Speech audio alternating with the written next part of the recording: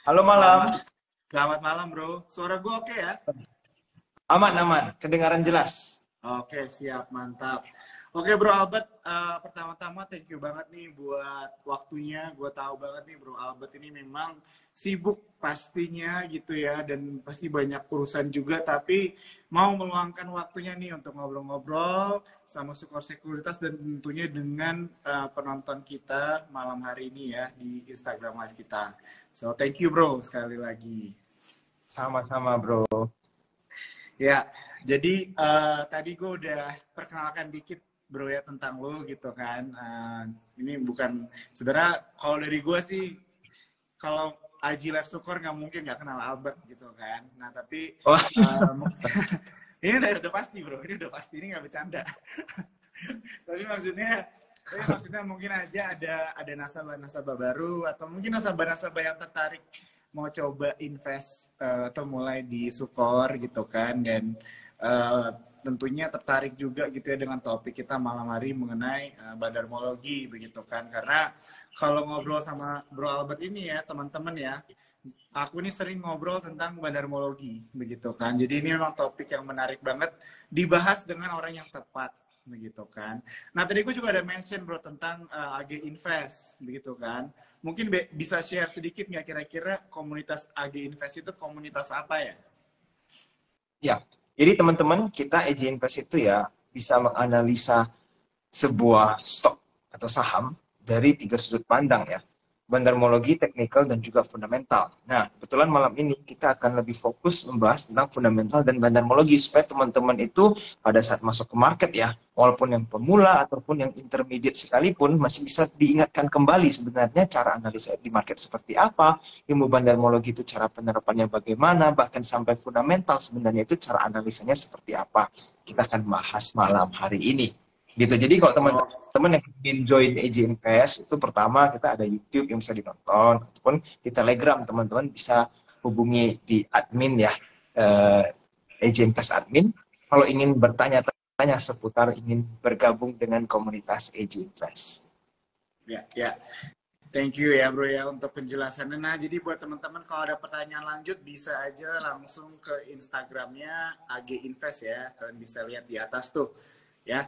Dan sekali lagi aku ingetin buat teman-teman pembicaraan kita malam hari ini di save. Jadi jangan khawatir kalau ada yang ketinggalan topik atau mungkin ada sesuatu yang di-share sama Bro Albert. Kalian ada miss, nanti bisa nonton di Instagramnya Sukor. Oke, langsung aja kali ya bro ya. Jadi mungkin kita bahas dulu sedikit mengenai market nih. Biasanya kalau gue uh, TikTok gitu ya sama influencer pasar modal, itu gue selalu nanya tanggapannya begitu kan. Jadi kalau misalnya kita lihat hari ini kan market itu naik ya 0,35%. Dan kalau misalnya gue lihat 5 hari ke belakang itu tetap naik 0,54% begitu. Jadi memang kayaknya 3 minggu kemarin, 4 minggu kemarin tuh sempat merah-merah terus tiba-tiba sempat naik. Sekarang udah mulai naik lagi gitu ya kalau misalnya dalam rentang 5 hari. Nah, tapi tetap kalau nggak gue dengar dan gue lihat masih banyak investor itu yang wait and see begitu ya masih masih belum pede lah bahasanya. Itu yang gue lihat. Nah, tapi gue mau nanya nih sama Bro Albert, kira-kira apa nih tanggapannya mengenai pasar modal atau market kita hari ini atau saat ini? Ya. Jadi kalau kita lihat di market ya sebenarnya bisa tercermin dari transaksi di IHSG ya. Volume kita itu beberapa hari terakhir ini memang masih sangat rendah. Yang sehat itu kan di atas 8, 9, Pak. Kalau di atas 10 triliun itu kan bagus. Tapi kalau di bawah 8, ya secara konsisten, berarti IHSG itu bisa tergolong cukup sepi ya. Nah, kenapa bisa seperti ini? Memang banyak pelaku pasar itu juga wait and see karena semakin dekat dengan ya contohnya malam ini ya lagi mau ambil nomor urut untuk calon presiden ya kan setelah itu mereka akan mulai kampanye nih sampai nanti akhir tahun. Nah ini kan mungkin para pelaku pasar juga semakin harus waspada ya karena masing-masing presiden itu memiliki kebijakannya masing-masing sehingga mereka itu masih banyak yang melakukan wait and see di pasar modal. Nah dengan seperti itu mulailah sepi di market dan volume memang kelihatan kecil ya walaupun ada kenaikan di ISG misalkan 0,3 dan seterusnya tapi volumenya itu tidak sebaik itu Sehingga hari ini sebenarnya teman-teman kalau perhatikan untuk daily movement-nya ISG aja sendiri sangat volatile ya. Artinya pada saat dia naik, dia cepat sekali naik, tapi sekali koreksi bisa juga cepat sekali turun. Itu menunjukkan bahwa ya tidak padat, tidak solid pergerakan ISG. Nah, jadi alangkah baiknya memang untuk sementara ini lebih banyak wait and see, tidak ada salahnya. Sambil tetap menganalisa saham-saham nih.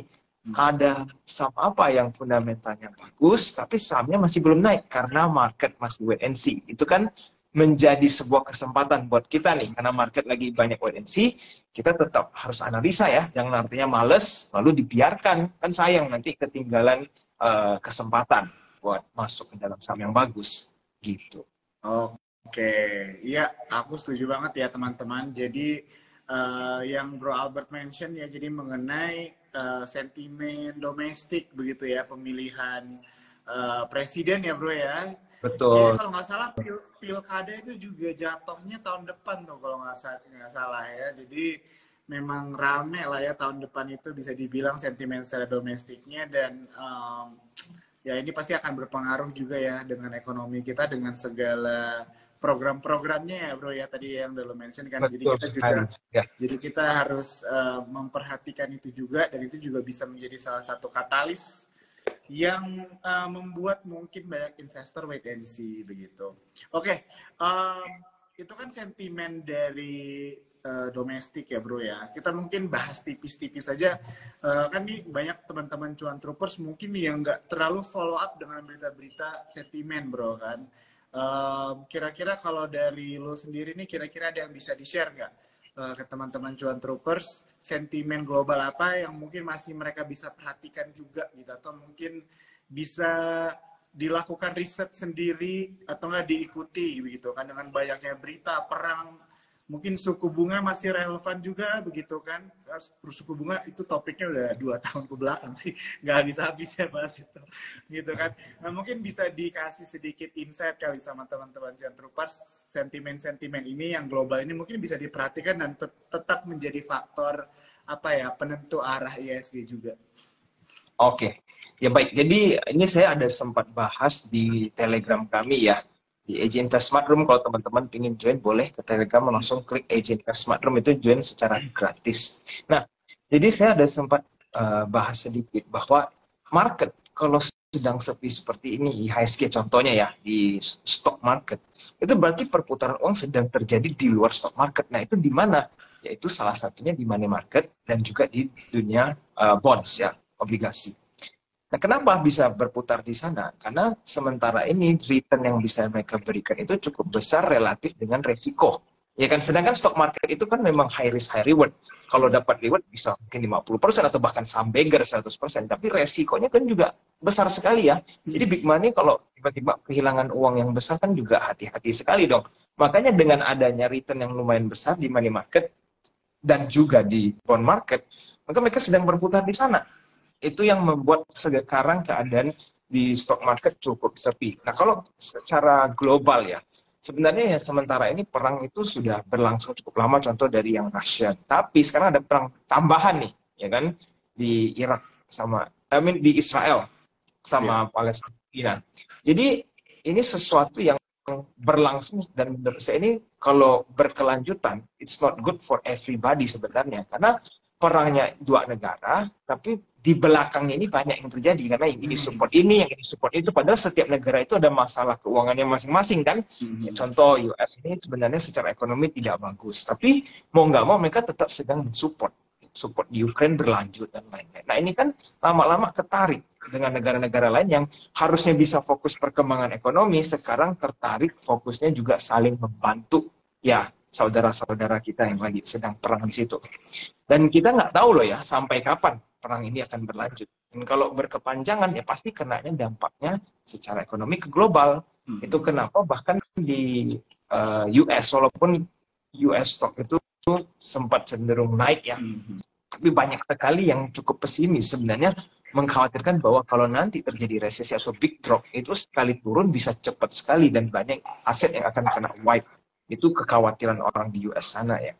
Nah, ini pasti akan ada dampaknya juga nih ke IHSG. Kalau US stock market crash, pastilah IHSG kena. Tapi ya harapannya kan tidak sampai se-ekstrim itu.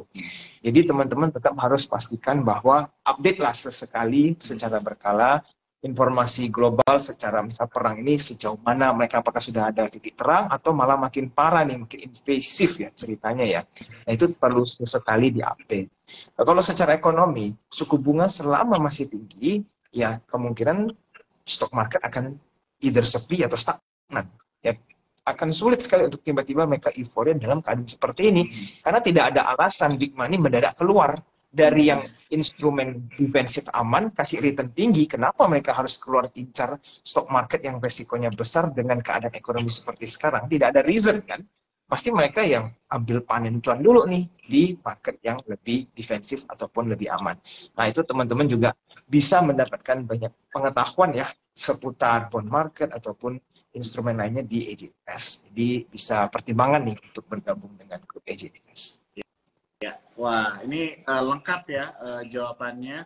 Jadi setuju banget karena apalagi kalau misalnya kita berinvestasi itu kalau sendiri itu rasanya mungkin susah ya bro. Jadi memang butuh komunitas juga begitu kan, dan tentunya mungkin bisa dibilang orang-orang yang lebih dulu lompat di dunia pasar modal yang siap membantu kita juga ya, seperti AGInvest gitu kan, mau membantu mengurasi berita-berita yang ada gitu kan yang lebih relevan dengan apa ya tujuan-tujuan investasi kita, bisa dibilang gitu kan, karena memang banyak orang mau berinvestasi tapi edukasi pemahamannya belum terlalu tinggi juga begitu kan. Benar. Jadi kalau misalnya kita betul ya bro ya, setuju ya, Yes. gitu kan. Jadi jadi itu juga lah alasannya. Mungkin kalau teman-teman lihat mungkin banyak ya 2-3 tahun ke belakang itu orang tertipu dan sebagainya. Jadi inilah pentingnya kita punya komunitas begitu kan. Ini juga sebenarnya salah satu alasan kita ngobrol-ngobrol program TikTok segini juga. Jadi supaya teman-teman tidak hanya mencari profit begitu, tapi juga istilahnya berdiskusi lah ya dengan orang-orang di sekitar kalian juga begitu kan mengenai perjalanan investasi kalian. Oke. Oke, jadi tadi udah di-share nih ya sama Bro Albert mengenai sentimen global dan dampaknya itu bagaimana begitu kan ke pasar modal. Nah, tadi kita udah sempat sih membahas mengenai momen banyak investor yang wait and see. Tapi kalau dari lu sendiri gimana Bro? Apakah ini benar-benar 100% momen wait and see atau ada tetap opportunity yang bisa nih diperhatikan bagi kita semua? Oh, oke. Ya, jadi begini, di saat market sedang banyak wait and see ya, justru saya semakin detail saat analisa saham fundamental. Artinya apa? Kalau sebuah saham yang performanya secara bertahap itu terus maju ya, misalkan revenue-nya naik terus, profit-nya naik terus ya kan, atau utangnya semakin mengecil. Nah, di dalam keadaan ekonomi sekarang, market kan juga nggak mau terburu-buru belanja. Di situ kita sebagai, ya dibilang retail, ada kesempatan nih, kalau teman-teman ilmu analisa fundamentalnya tajam, pasti akan ketemu nih saham-saham yang makin lama valuasinya semakin menarik. Nah, disitulah ada kesempatan buat nyicil. Karena kalau teman-teman incar sebuah saham fundamental bagus, bukan saat mereka semua sudah dikejar semua retail. Ya, sudah lagi naik, semua news lagi bahas, teman-teman ikut HK. Nah, itu biasa tidak dapat cuan. Akhirnya malah rugi. Kan? Nah, justru sekarang dalam kondisi semuanya lagi waspada ataupun lagi ibaratnya was-was lah ya dengan market, teman-teman ya jangan males analisa terus fundamental ya saham-saham di IHSG yang mana sih sebenarnya valuasinya ini sudah murah. Ya teman-teman mau dicicil bertahap boleh, atau setidaknya ada planning kalau di harga berapa saya mau nyicil nih, dan itu harus konsisten supaya teman-teman bisa mendapatkan good bargaining price ya di saham-saham yang fundamentalnya baik. Gitu. Jadi jangan sampai dengar semua wait and see lalu teman-teman lupa sama IHSG, lalu nggak dianalisa lagi nih, ini saham udah entah kemana, performance-nya udah nggak tahu sampai mana, teman-teman udah lupa karena cuma dengar wait and see lalu nggak dianalisa sama sekali. Gitu. Oke, siap.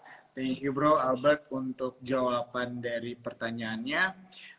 Sebelum kita lanjut ke question berikutnya, aku mau ingetin nih untuk kalian cuan troopers, kalau misalnya ada pertanyaan mengenai saham yang kalian mungkin pegang atau mungkin saham yang kalian sedang perhatikan dan ingin meminta insight dari Bro Albert. Boleh banget ya Bro ya.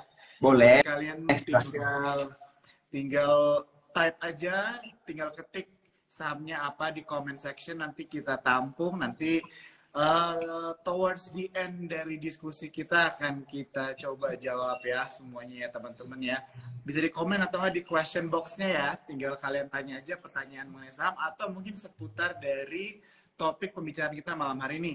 Karena memang topik pembicaraan kita malam hari ini kan memang lebih beratnya ke acara topik fundamental dan bandarmologi begitu kan. Nah, oke, kita lanjut ya. Jadi tadi Bro Albert ada mention ini saat yang tepat untuk kita itu mulai belajar menganalisa begitu kan, fundamental begitu.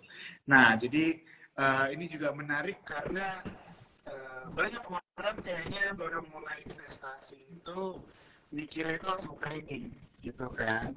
Jadi mungkin itulah banyak kejadian di mana orang awalnya trader, pas nyangkut akhirnya dipaksa harus menjadi investor begitu kan, fundamentalis jadinya kan. Nah sebenarnya sih kalau dari aku ya, mungkin dari Bro Albert juga pasti setuju, semua cara analisa itu tidak ada yang salah ya kan, sesuai dengan ya keahlian dan tujuan kita masing-masing. Nah mungkin untuk pertanyaan mengenai bagaimana cara menganalisa fundamental itu memang berat banget ya Bro ya, karena bisa lama, nggak mungkin dari IG Live 1 jam tuh bisa kita membahas secara detail gitu. Nah, tapi pertanyaannya aku mau ganti nih. Kalau Bro Albert sendiri menganalisa saham secara fundamental, boleh di-spill dikit nggak kira-kira hal-hal atau faktor-faktor apa aja nih yang diperhatikan untuk suatu saham ini menarik buat Bro Albert secara fundamental? Itu dulu deh. Oke. Saya kasih gambaran kasarnya ya, supaya retail-retail bisa pahami dulu ya. Jadi sebenarnya kita harus memahami cara kerja big money itu bekerja. Big money itu selalu mencoba mendapatkan return kan terbaik di dalam market kan. Nah kalau di bond market, contoh obligasi itu kan jelas, oh beli di misalkan harga 100 dapat kupon berapa persen per tahun. Itu kan jelas mereka bisa mengukur, hitung gitu kan, oh 1 tahun saya dapat return 6% atau 7% dan seterusnya. Jadi dia sudah tahu dengan resiko yang sangat minim bisa mendapatkan return 7%. Lalu kalau di dalam money market lebih gampang lagi ya, deposito itu udah jelas seperti apa skemanya. Nah tapi sekarang kalau kita lagi analisa sebuah saham, kita kan harus tahu bahwa sebuah perusahaan itu dia bagikan dividen nggak? Nah kalau dia mau bagikan dividen, uangnya itu dari mana? Apakah dari profit atau dari mana kan? Yang jelas pasti kalau perusahaannya untung barulah mereka bisa membagikan profit. Kalau perusahaannya rugi-rugi, justru dia akan mencoba menarik duit dari retail terus, dari action, corporate action lah ataupun dan cara-cara lainnya. Nah berarti kan kita harus mencari sebuah saham yang performance atau omsetnya naik, untungnya juga semakin naik. Tujuannya apa? Dengan nanti mereka punya profit semakin tebal, mereka akan memberikan duitnya itu dalam bentuk dividen. Nah, dividen ini kan bisa dihitung kan atau dipredik oleh para analis. Apakah nanti dalam 1 tahun kita bisa dapat 3%, 5%, 7%, dan seterusnya. Itu dalam bentuk dividen. Tapi di luar dividen ada potensial capital gain. Kenapa bisa capital gain? Karena sebuah perusahaan kalau kita beli di tahun sekarang dengan valuasi yang sekarang, valuasi ini bisa semakin murah jika omsetnya semakin baik atau profitnya semakin tinggi. Berarti kan nanti di kemudian hari, tahun-tahun yang akan datang, valuasinya akan semakin murah dong kalau performanya semakin naik. Dan kalau itu terjadi, berarti orang-orang yang akan datang 2 tahun lagi, 3 tahun lagi baru mau masuk ke dalam saham, ini kan menjadi sebuah opportunity buat mereka beli kan, karena performanya naik, mereka akan beli. Di situlah potensi capital gain. Jadi kalau capital gain ditambah dengan dividen itu digabung, maka kita ada sebuah gambaran, oh return kita bisa berapa sih kemungkinan di sebuah saham. Nah, itu cara analisa kenapa big money itu perlu mencari fundamental yang bagus. Karena kalau dia jangka panjang, dia bisa mendapatkan dalam bentuk dividen returnnya dan konsisten. Ya kan, kalau dia terus bertumbuh selama 10 tahun, berarti nggak ada alasan buat jual. Karena teman-teman yang awalnya mungkin baru beli dapat dividen 3%, 4%, 10 tahun lagi dividennya bisa belasan persen atau sampai 20%. Pada saat itu mau cari di mana deposito 20%, 1 tahun nggak mungkin ketemu. Tapi di dalam saham bisa, kalau ketemu saham-saham yang terus growing, contohnya seperti big banks gitu. Jadi teman-teman penting sekali nih, perlu analisa saham secara fundamental itu harus benar ya, jangan sembarangan teman-teman analisa nggak paham secara keseluruhan, cuma beli saham yang murah, karena saham yang murah itu tidak sama dengan fundamental yang bagus ya. Banyak orang terkecoh baca analisa PBV-nya kecil nih 0, sekian, dipikirnya saham itu pasti untung. Belum tentu, karena tidak ada yang bisa menjamin PBV itu harus balik ke 1. Siapa yang bisa menjamin? Banyak juga kan saham yang PBV-nya rendah sepanjang bertahun-tahun juga tidak naik. Karena analisa fundamental tidak segampang cuma lihat satu PBV. Tetapi banyak nih retail-retail yang cuma belajar secuil, lihat dengar YouTube 3 menit langsung merasa udah bisa analisa fundamental. Nah, ini yang bahaya. Jadi teman-teman harus belajarnya tuh lebih dalam lagi. Nah, di Edge Invest itu kita sangat detail sih sebenarnya untuk belajar fundamental juga. Ada private mentorship ya kita untuk menganalisa sebenarnya fundamental itu analisanya seperti apa. Nah, teman-teman nanti kalau mau bertanya di Telegram @Edge Invest Admin. Itu dari sisi kacamata fundamental ya. Nah, nanti kita sambung nih, bro, untuk yang di bandarmologi. Bagaimana cara mengkawinkan bandarmologi dengan fundamental? Simpelnya seperti ini. Bandarmologi itu kan mencari tahu pergerakan big money. Ya mungkin teman-teman sudah paham lah dasarnya bandarmologi, atau bagi teman-teman yang mungkin baru mulai masuk ke dalam dunia investasi, bandarmologi itu sebenarnya ilmu yang sangat penting karena kita harus tahu kemana pergerakan big money. Di IHSG itu banyak saham murah yang valuasinya murah, fundamentalnya bagus. Contoh dari berapa ratus saham ini ada puluhan saham yang murah dan bagus lah. Kan kita nggak tahu nih yang mana akan bisa naik. Nah, bandarmologi itu bisa membantu kita dari berapa puluh saham yang murah ini, big player tuh incar yang mana sih? Nah, kita ikut. Karena kalau enggak kan teman-teman mungkin akan beli semuanya. Ya 20-nya mau dibeli, silakan di spread semua kan. Jadi siapa tahu satu naik dapat cuannya. Cuma kan berarti stretch-nya terlalu tipis karena dibagi ke berapa puluh saham. Tapi kalau teman-teman ngerti bandarmologi, teman-teman tahu nih setidaknya ada big money di mana-mana saja yang murah. Ini ya. Jadi teman-teman cukup terarah mau nyicil sahamnya itu yang mana. Itu pertama. Kedua itu money management. Bandarmologi itu sangat membantu teman-teman dalam mengatur money management. Maksudnya apa? Sebuah saham yang murah, kalau dia turun, ya kan, bisa nggak? Oh bisa. Sebuah saham bisa murah dan semakin murah. Bukan berarti teman-teman setiap kali analisa saham murah itu adalah bottomnya. Tidak ada yang bisa jamin. Ada saham yang kelihatan sudah sangat murah, tiba-tiba dia drop mendekati ke 50, baru setelah itu dia naik nggak ada henti. Bisa-bisa saja kan? Nah, tapi kalau teman-teman nggak ngerti saham itu, pada saat dia turun, pasti bingung. Ini saya harus average down, atau saya sudah harus biarkan saja, atau saya harus cut loss.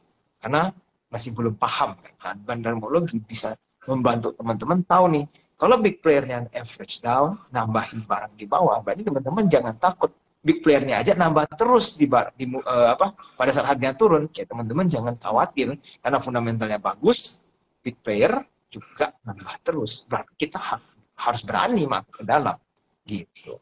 Kurang lebih seperti itu ya. Tapi ini cuma gambaran kasar ya, sebenarnya masih sangat detail dan panjang lagi supaya teman-teman ada gambaran saja bahwa bandarmologi dan juga fundamental itu bisa digabungkan dan memberikan return yang sangat menarik buat teman-teman semua. Oke. Ya menarik banget memang topik malam hari ini ya bro ya, bagaimana kita mencari profit atau cuan, atau bisa juga dibilang menavigasikan diri kita di dunia pasar modal menggunakan teknik fundamental dan juga bandarmologi begitu. Oke, buat teman-teman cuan troopers malam hari ini tadi udah ada beberapa pertanyaan yang kalian tanyakan. Aku mau bilang terus tetap bertanya ya, nanti akan ditampung nih semua pertanyaan-pertanyaan saham kalian. Tadi ada yang nanya tentang Mayora, ada yang nanya tentang Pani gitu ya. Boleh aja teman-teman tetap diketik aja di comment section atau di question box-nya, nanti kita coba jawabin semuanya ya. Oke, Bro Albert, jadi tadi kan lo ada mention mengenai bandarmologi begitu ya. Ini bukan istilahnya topik yang gue yakin banget Bro Bernard udah sering banget bahas begitu kan. Tapi malam hari ini memang bisa dibilang level pengertian nasabah Sukor atau cuan troopers itu berbeda-beda gitu bro ya. Ada yang baru mulai, ada yang di tengah, ada yang cukup expert begitu kan. Nah, mungkin bisa dijelasin sedikit lagi nggak bro dengan bahasa buat teman-teman yang baru memulai nih. Kira-kira bandarmologi itu apa dan cara melihat pergerakan money maker itu dari mana sih kalau kita mau tahu belajarnya? Mungkin boleh di-share nih bro. Oke, jadi bandarmologi pada dasarnya itu teman-teman harus tahu sistem yang namanya akumulasi ataupun distribusi. Nah, akumulasi itu apa? Pada saat barang-barang itu dikumpulin nih sama big player. Mereka tuh ngumpulin barang dari retail, itu yang disebut akumulasi. Kalau sebaliknya distribusi adalah di saat bandar kasih barang ke retail. Nah, itu kalau sebuah saham yang terjadi akumulasi, kita ikut masuk. Kalau saham yang sudah lagi didistribusi, kita harus keluar. Sesederhana itu konsep dasarnya. Cara taunya bagaimana? Kita bisa cek dari broker summary. Nah, ini broker summary ini yang menjadi patokan ya. Bahwa itu kan data adalah real, sebuah transaksi yang sudah terjadi. Nah, di situ teman-teman bisa lihat broker summary nih. Yang beli siapa, yang jual siapa. Kalau lebih banyak nih yang beli dari broker-broker top 5-nya ya, maka itu menjadi akumulasi. Tapi kalau ternyata top 5 sell-nya itu dijumlahin lebih banyak yang berjualan, maka itu disebut sebagai distribusi. Oleh karena itu teman-teman perlu menguasai broker summary. Kalau teman-teman ke sekuritas ya, itu bisa lihat broker summary-nya itu data-datanya seperti apa, kondisi sebuah saham, apakah lagi akumulasi atau distribusi. Kalau teman-teman lihat akumulasi, maka bisa ikut. Kalau distribusi ya teman-teman keluar dari saham itu. Itu untuk dasarnya. Oke, ini pasti thankful banget ya teman-teman yang baru mulai berinvestasi mendengar penjelasan tadi ini pasti akan lebih mengerti begitu kan apa itu mengenai konsep dari bandarmologi ya. Thank you banget ya Bro Albert ya.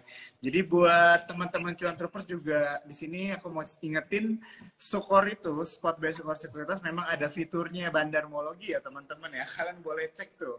Jadi di situ ada fitur khusus yang compare ya volume dari HK sama Haki ya teman-teman ya. Jadi mungkin untuk mulai belajar mungkin mengenai bandarmologi bisa ngulik-ngulik fitur-fitur terbaru dari Sukor Sekuritas ya teman-teman ya. Karena istilahnya Sukor akan terus berusaha untuk mengembangkan fitur-fiturnya untuk kebutuhan-kebutuhan para nasabahnya begitu kan. Oke, kita mungkin lanjut sedikit lagi ya bro ya sebelum kita mungkin mulai jawabin pertanyaan teman-teman dari cuan troopers. Mungkin gue mau nanya sedikit nih, kita serempet dikit dari musim politik ini bro. Gue cuma pengen nanya pendapat lu aja sih sebenarnya. Ini mungkin pertanyaan dari gue juga kali ya. Kalau lu ngeliat musim politik itu gimana bro? Di dampaknya di pasar modal kita. Kira-kira lu udah ada strategi nggak? Atau mungkin buat lu itu masih wait and see juga gitu dari capres dan cawapres ini ngomongnya apa nih ke masyarakat kira-kira? Oke, kalau untuk sekarang masih terlalu cepat ya, karena belum tahu nih, mereka belum sempat interview dan lain-lain ya, jadi agak samar lah. Nah, jadi sembari saya menunggu, saya tetap analisa di IHSG kita ya. Siapa tahu nanti ada big money yang sudah pelan-pelan tahu incer sektor tertentu atau saham tertentu. Tapi kalau teman-teman nanti akan lebih kelihatan itu pada saat mereka udah mulai nih debate, ya kan, sudah banyak sekali yang bermunculan apa saja yang mereka ingin utamakan nih masing-masing calon. Nah, di situ akan kelihatan biasanya market akan respon. Jadi teman-teman tetap menurut saya sedikit banyak perlulah update perkembangan politik kita gitu. Oke, sip.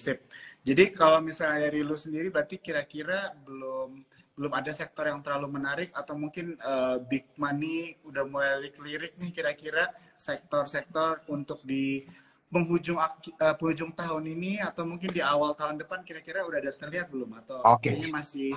Kalau saya pribadi belum mengincar spesifik sektor ya, tapi sudah ibaratnya mempunyai sebuah list saham yang fundamentalnya itu bagus dan sebentar lagi dicicil nih ibaratnya ya.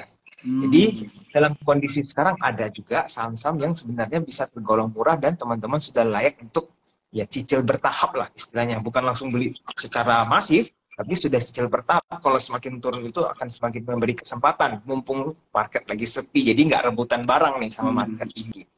Tapi ingat ya, harus sudah paham analisa fundamentalnya itu tepat dulu nih, jangan asal beli saham murah. Ya, ya, ya. Jadi buat teman-teman ya, kalau mau mempelajari lebih dalam mungkin fundamental bisa nih ikut kelasnya Bro Albert ya teman-teman ya. Tinggal ditanya aja langsung, karena aku udah pernah lihat ya Bro Albert dari pertama kali aku live ya teman-teman, ini selalu insightful banget, dan aku yakin ini di kelas-kelas tertutupnya lebih banyak lagi nih, lebih banyak insight-insight menarik buat kalian untuk mempelajari lebih dalam mengenai fundamental dan tentunya juga bandarmologi ya. Oke.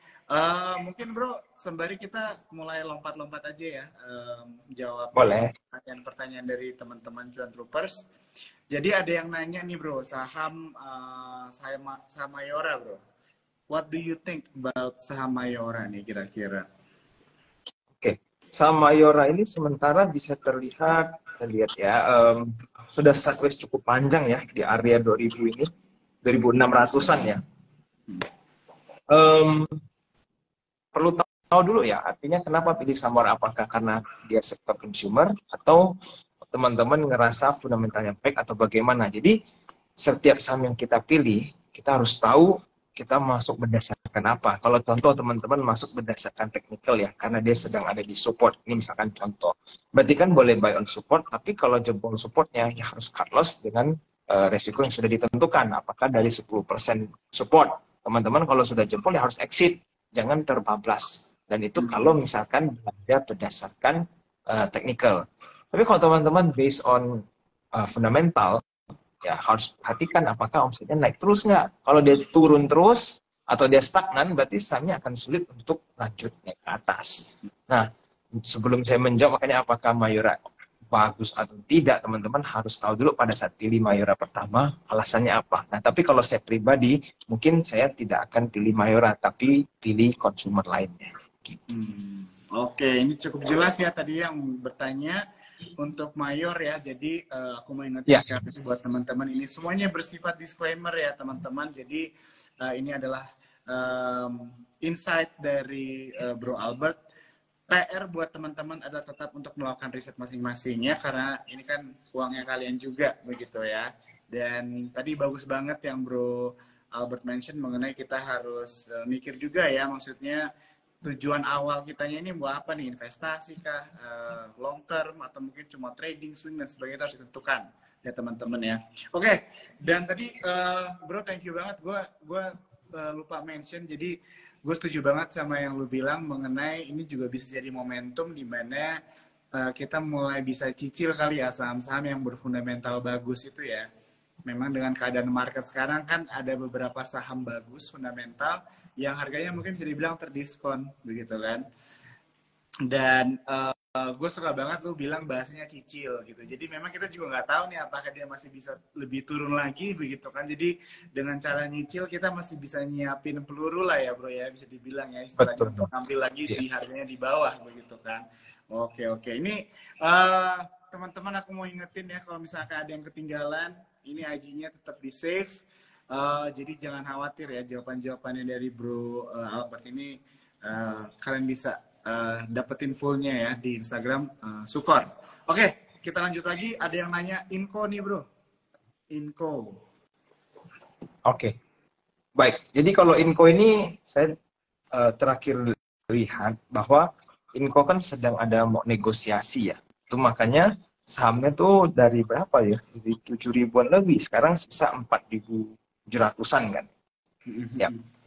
Jadi ini terjadi koreksi seperti ini memang karena di sektor realnya atau di dunia bisnisnya mereka sedang ada negotiation ya antar pengalihan ini. Jadi kalau menurut saya mau masuk Inco, tunggu ini udah selesai, mereka sudah clear mau seperti apa, baru teman-teman beli, itu akan lebih aman. Jadi tunggu sudah pasti dulu nih. Nanti kalau misalkan tiba-tiba ada mendadak di pertengahan mandek atau masalah, contoh ya, nah itu kan bisa saja market kaget turun lagi, kita nggak tahu.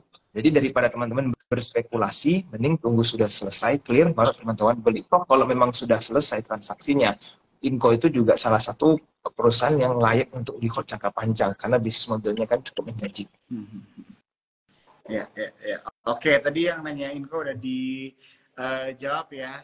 Ini ada yang lagi nanya mengenai BBRI, bro. Tadi dia nanya, boleh nggak nih, udah boleh mulai cicil BRI belum? Kira-kira tanggapannya apa nih? Oke, untuk big banks saya masih belum berani cicil ya. Kenapa? Karena koreksinya tidak sebesar penurunan yang telah mereka alami pada saat during suku bunga tinggi ini ya.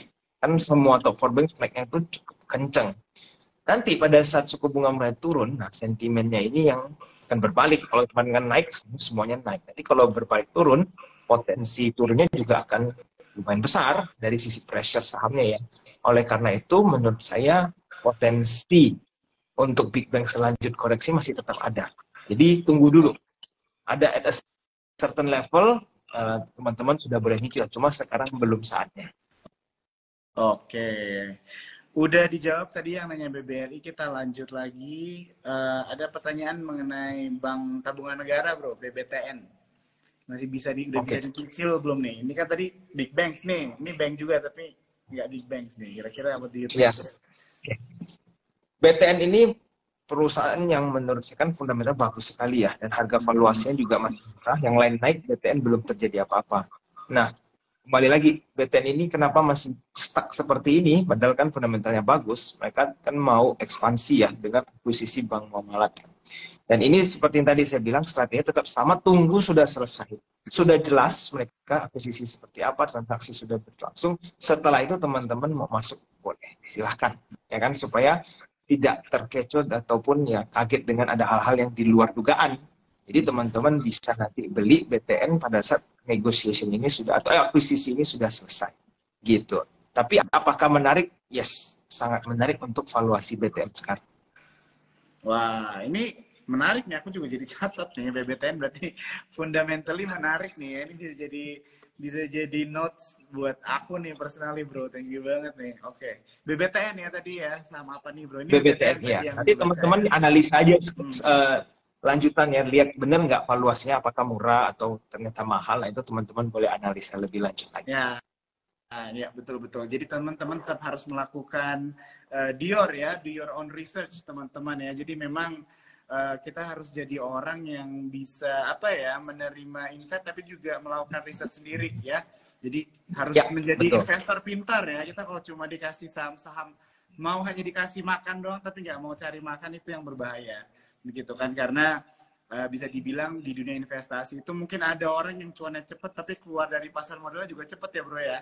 Ya kan? Jadi dalam pasar modal itu about survival. Jadi dari edukasi ya, dari diskusi-diskusi kita malam hari inilah jadi peluru buat kalian untuk tetap bisa bertahan ya di dalam pasar modal. Oke, kita lanjut lagi.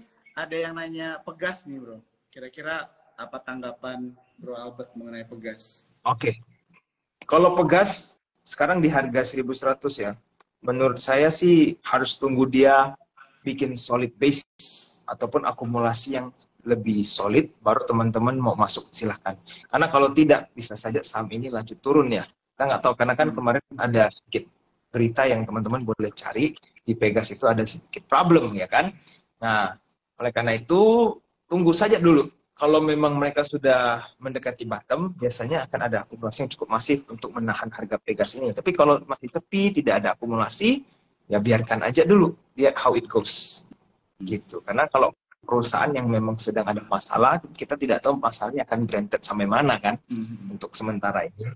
Jadi ya wait and see. Oke, siap. Lanjut lagi.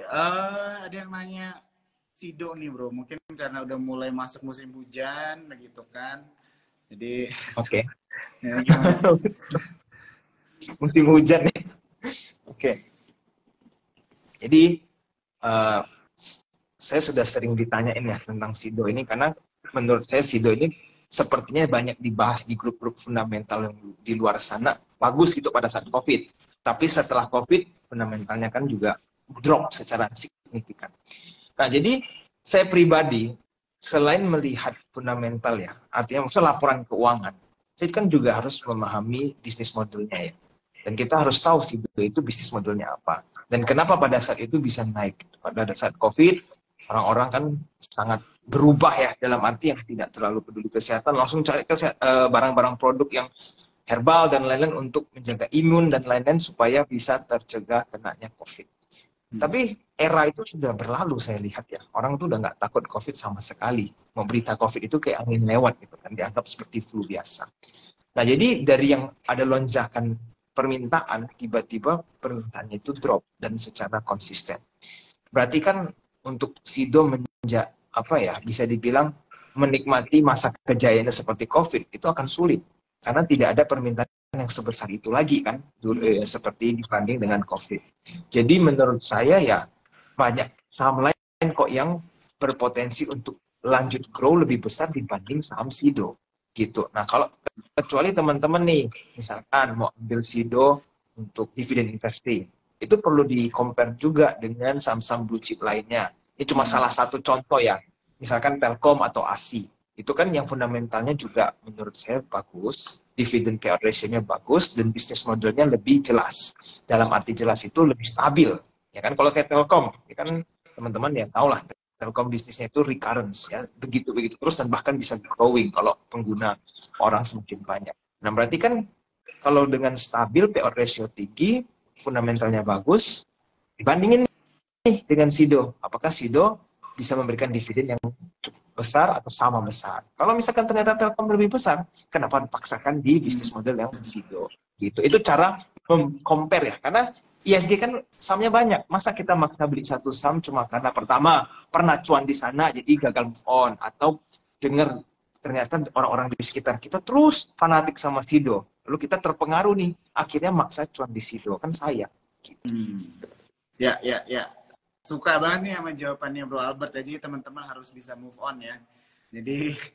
Jadi istilahnya kalau di dunia pasar modal mungkin ada satu saham atau bahkan sektor juga yang memberikan kita cuan gitu kan. Terus kita sangat cinta sekali dengan saham atau sektor ini, tapi saat sudah mulai terjadinya ada rotasi dan siklus dan sebagainya, mereka tidak dapat panggung, tidak bisa memberikan cuan seperti sebelumnya kan. Nah, di situ ya teman-teman kita nggak boleh terlalu baper juga kali ya, harus bisa compare juga dengan kompetitornya yang di sektor yang sama, atau mungkin harus beda sektor juga nggak apa-apa, karena mungkin tujuannya kan adalah mencari profit ya buat teman-teman untuk tetap berkembang asetnya begitu. Oke, kita lanjut lagi ya Bro.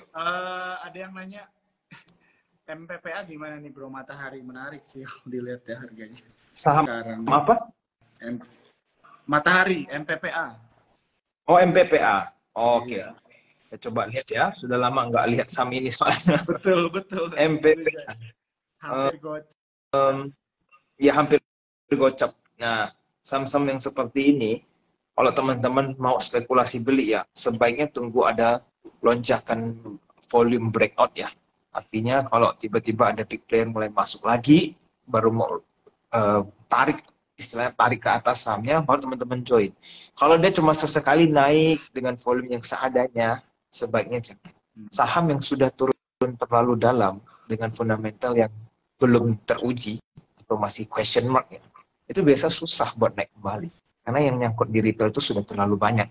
Jadi big player ini akan nunggu buat retail tuh cut loss semua, baru mereka naikin.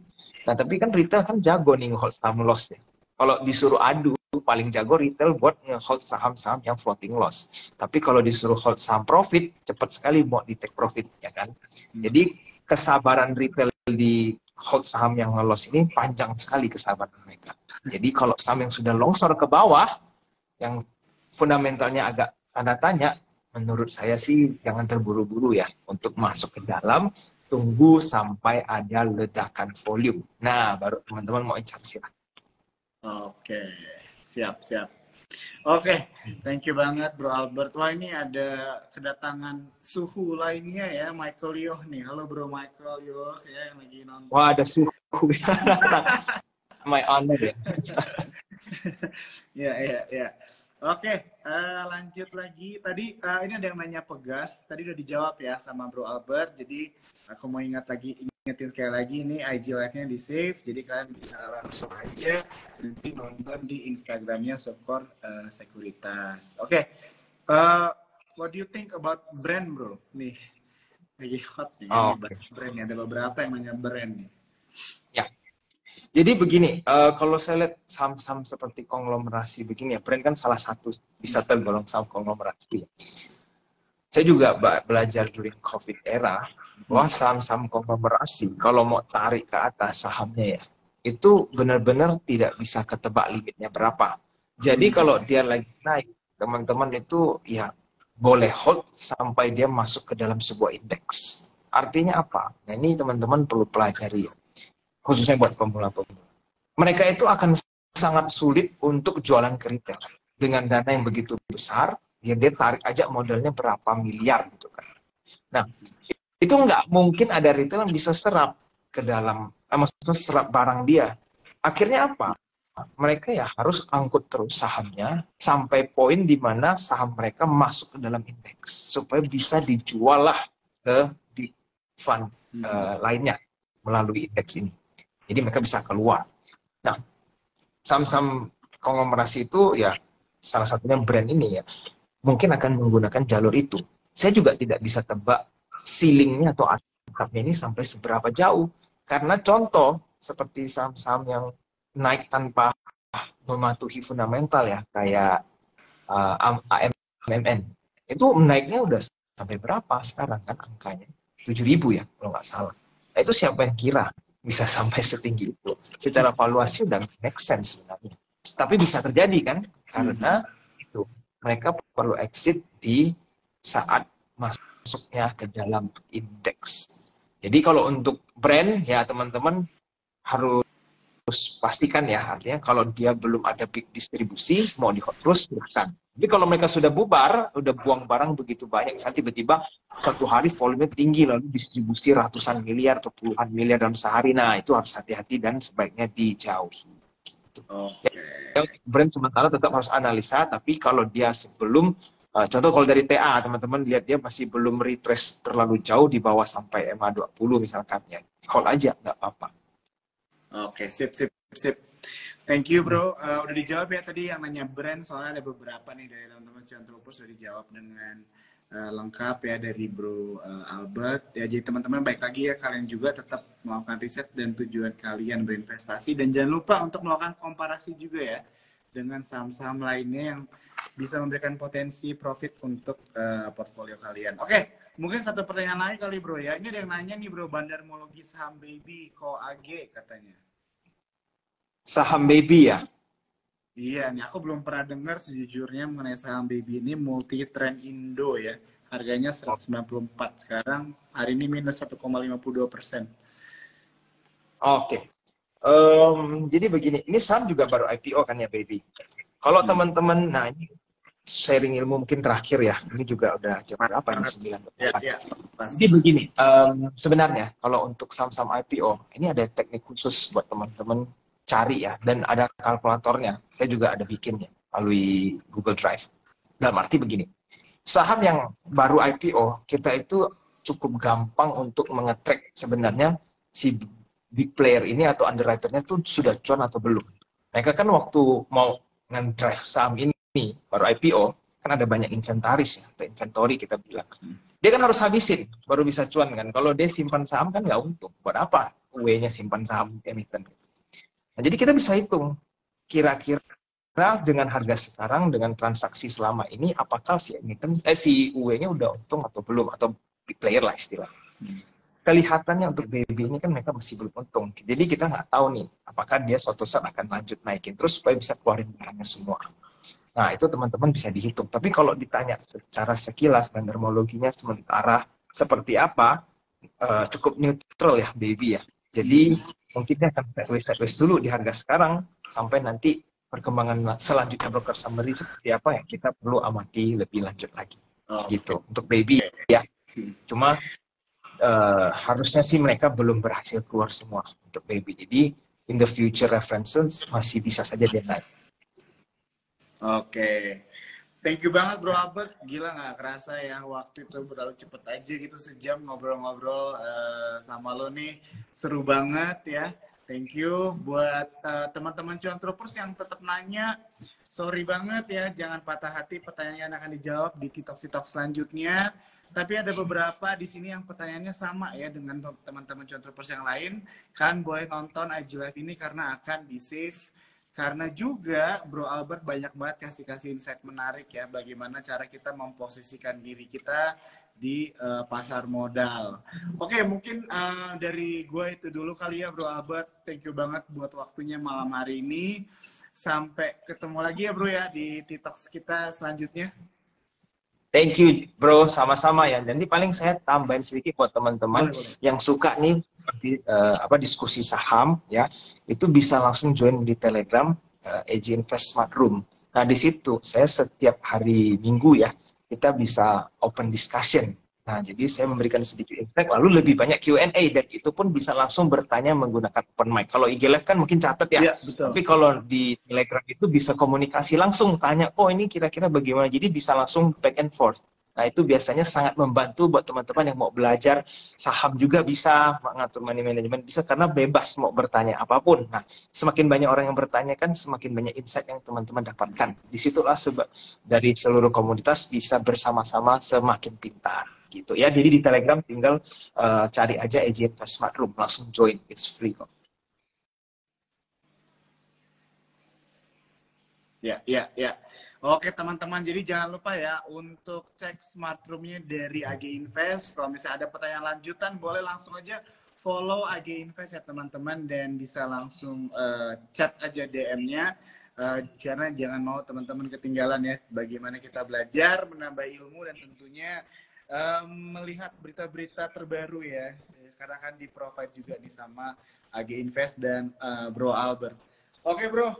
Mungkin itu dulu ya, sampai kita ketemu lagi ya bro ya. Thank you ya bro, thank you teman-teman semua sudah nonton malam ini. Oke, bye-bye, selamat malam semua.